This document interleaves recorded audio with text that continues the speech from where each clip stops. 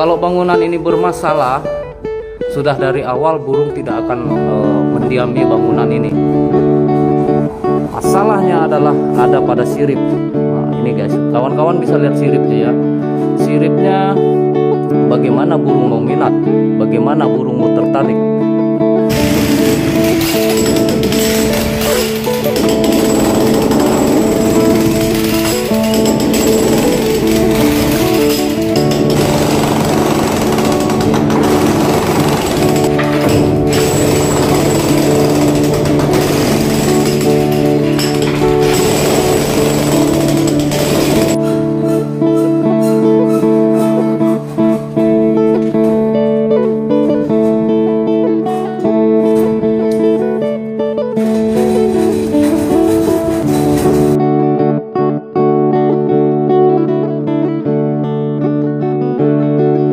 Oke bro, assalamualaikum warahmatullahi wabarakatuh. Berjumpa lagi bersama saya Chef Bukis. Oke bro, hari kedua kita di sini. Sebenarnya hari pertama kita kemarin kurang maksimal proses pekerjaannya. Dan di sini kembali lagi kita melakukan aktivitas setelah istirahat siang. Target utama dari proses pekerjaan kita untuk hari ini adalah penjebolan void, yang dimana kita ingin melakukan perubahan terhadap akses utama, yaitu void. Karena memang ini guys, karena memang sebentar cahayanya. Kita bahas dulu masalah void ini. Ini voidnya ukuran 1 meter. Ini bangunan lama, konstruksi model bangunan lama. Tapi untungnya bangunan ini masih mengadopsi void lurus guys, lurus.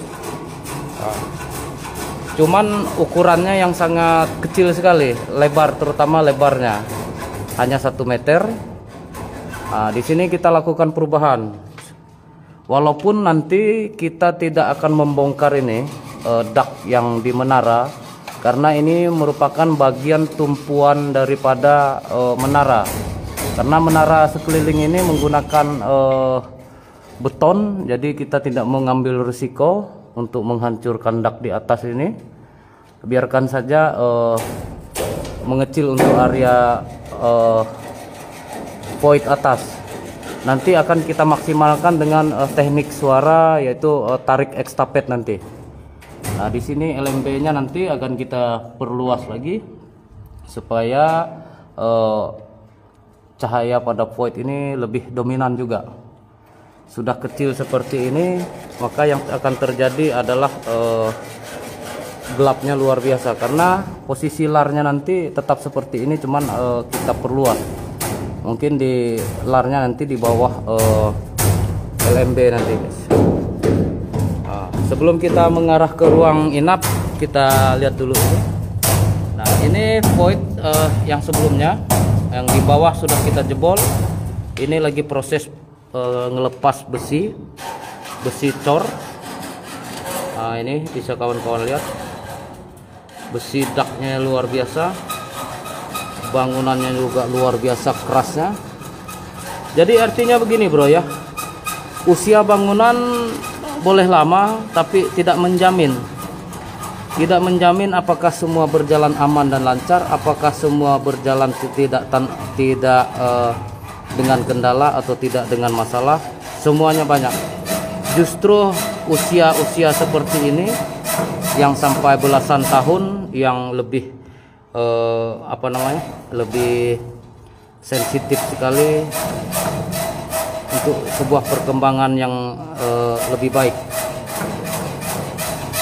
Target utama kita adalah perluasan area void, walaupun terkesan voidnya besar dari bawah, karena memang ini nanti tidak bisa kita jebol karena tumpuan atau dudukan dak. Nanti kita tekniknya lebih kepada sistem tarik ekstafet nanti guys. tinggal satu lantai ini aja lagi. Ini proses sekat sebelumnya, kawan-kawan bisa lihat. Nah, ini masalah berikutnya adalah internal sound, guys. Internal sound, kawan-kawan bisa melihat daripada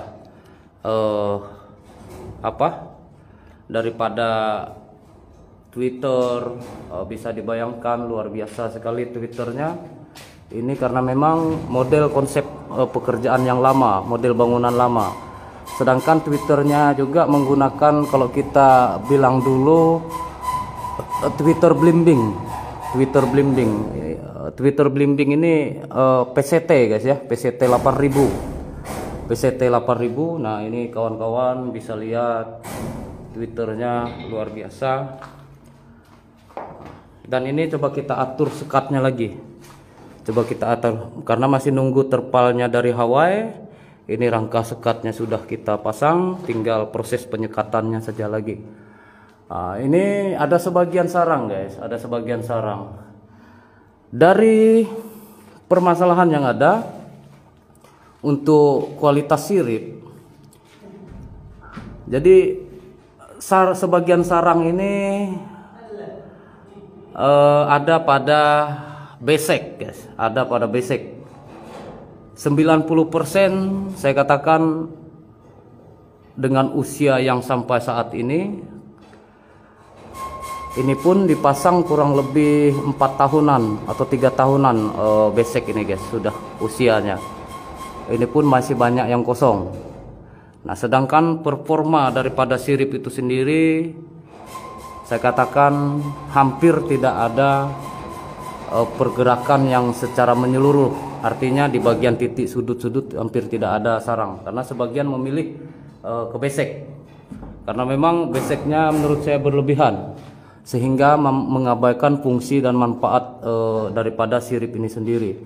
Belum lagi Twitternya sudah termakan usia dengan waktu yang lumayan panjang. Sebagian ada yang sudah mati, kabelnya sudah ada yang putus. Nah, ini bro ya, kawan-kawan bisa lihat. Ini yang saya maksud. Gunakanlah alat bantu itu seperlunya, secukupnya, sehingga tidak mengabaikan fungsi dan kegunaan sirip itu sendiri, guys. Dengan usia yang sampai saat ini, saya tidak berani mengatakan ini bangunan gagal, bangunan yang jong dan sebagainya, karena bangunan ini perlu untuk dimaksimalkan, guys.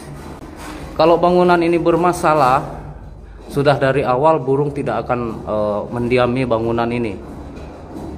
Kalau memang dianggap bermasalah, sudah dari awal burung tidak akan mendiami bangunan ini. Masalahnya adalah ada pada sirip. Nah, ini guys, kawan-kawan bisa lihat siripnya ya.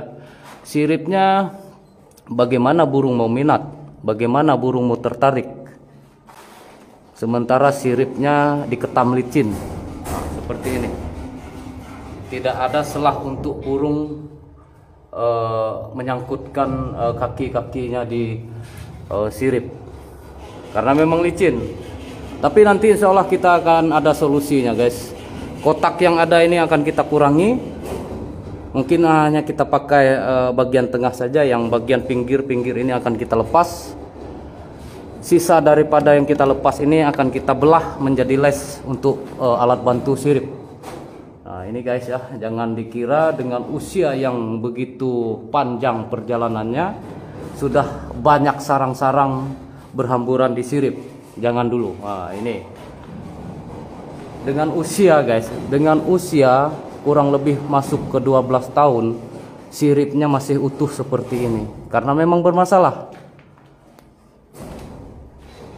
Kenapa burung lebih memilih ke besek ini? Ya karena menurut mereka lebih aman. Nah, ketimbang bersusah payah hinggap atau nangkring atau bertengger di sirip yang licin ini. Nah, itu bro. Nah, ini ada beberapa sarang. Di lantai atas ini tidak ada, hampir saya katakan tidak ada yang disirip.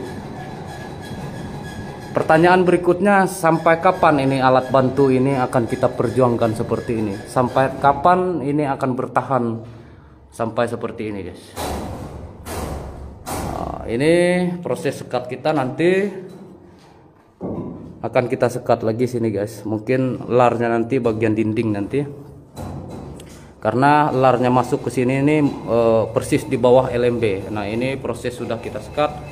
Kita coba untuk sistem arus terbang nanti yang sedikit berbeda.